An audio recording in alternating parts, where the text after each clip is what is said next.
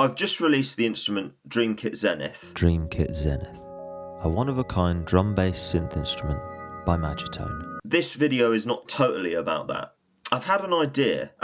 Is this a terrible idea to announce a product probably years before it's finished? In the development of Dream Kit Zenith, it changed somewhat. My coding abilities, the scope of what I could build really changed. And it sort of became clear that I could make this expansive instrument and go far beyond where I thought I could at the beginning of development. So I'm very proud of that instrument. I think it's the best thing I've ever made. In the original intention of that instrument, it was to make 3 instruments. So the first one was a sound design kind of instrument, all these random sounds that I'd thought up and like pitched and all of that stuff.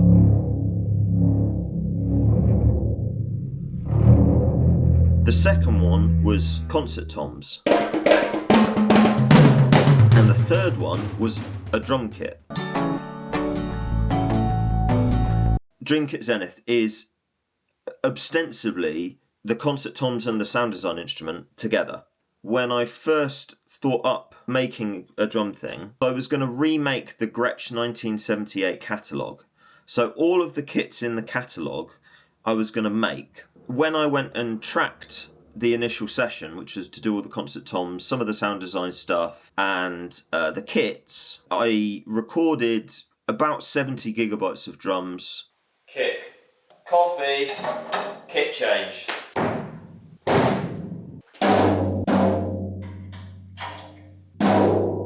There we go. There's 28 toms, there's I think 35 snares, loads of hi-hats, cymbals, just tons of stuff in more detail than I've ever done before. Obviously I've been working away on Dream Kit Zenith and that was my focus. I thought at the beginning that if I tried to do these 2 instruments at the same time, I'd never finish them. So at a certain point I decided to focus on the Dream Kit Zenith and then start the next thing once I'd done that. In those intervening years, I realised that that initial idea is not how I use my instruments. The ACO8, which I made to kind of try and recreate electronic drum sounds but acoustically. I've used the hi-hats from Kenzel drums. So I've made a load of contact instruments in my sort of earlier development, things like ACO8, the Kenzel Club Date, truck drums. I never actually used a whole kit. I would use the toms from this, the kick drum from this, the snare drum from this. And I thought, why am I now going to make an instrument that I'm not going to use? This idea of like remaking the Gretsch catalogue and making those specific kit configurations sort of is now dead in the water. Sort of. I can actually do a lot more than I had initially thought I would be able to. That I could build the instrument that I actually want to build. I really like drum sound. I like what different drums can do. I like changing snares.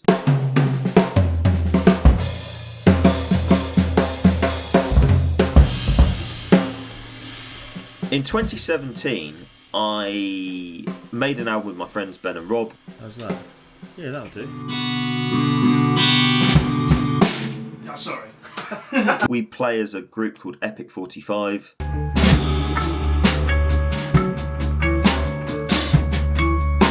Recorded in Wolverhampton. I didn't live in Wolverhampton, I lived in Brighton at the time, and so I was going to have to travel up with my stuff. And one of the drums I wanted to take more than anything was my 28-inch bass drum, but I couldn't fit it in the car. That was the moment where I was like, man, it'd be really great to have like amazing samples with loads of mic options in a really great room of all of my drums.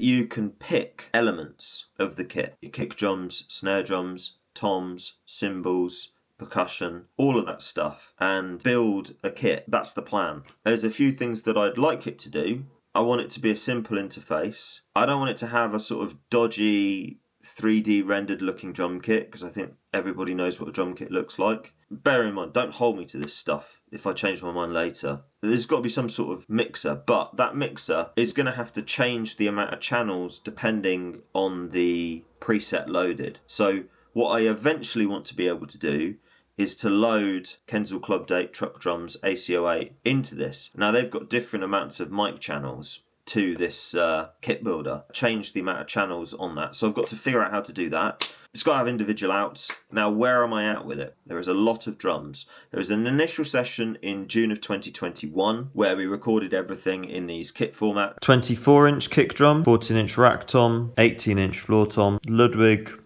something or other. There's a story with the snare. 16-inch hi-hats, 20-inch exist crash. And then we're going with the same mics again that we've had on everything else because they sound great. 421s on top, Calrec and U87 on the bottom, FET 47 and D25, C451s on the cymbals, same overheads. It's all good, it's all sounding great. I then went back in 2022.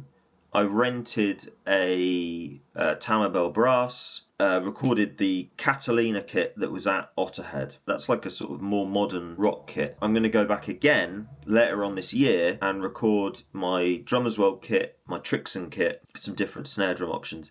Maybe some other drums as well. I might do some booth stuff. Because the thing that was holding me back originally was that I didn't know if I could do it where it would change the amount of channels.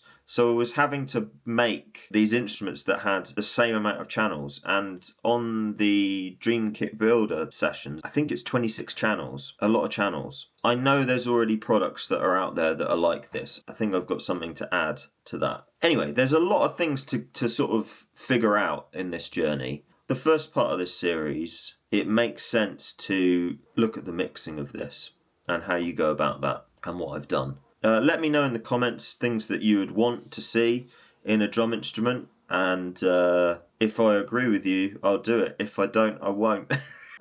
Is this a terrible idea to announce a product probably years before it's finished? It probably is going to be years, at least a year. I think it'd be a cool thing to see, and like when it's done, to sort of look back on. I want it to sound really good. Like, that's important to me. That's where we're going to aim for.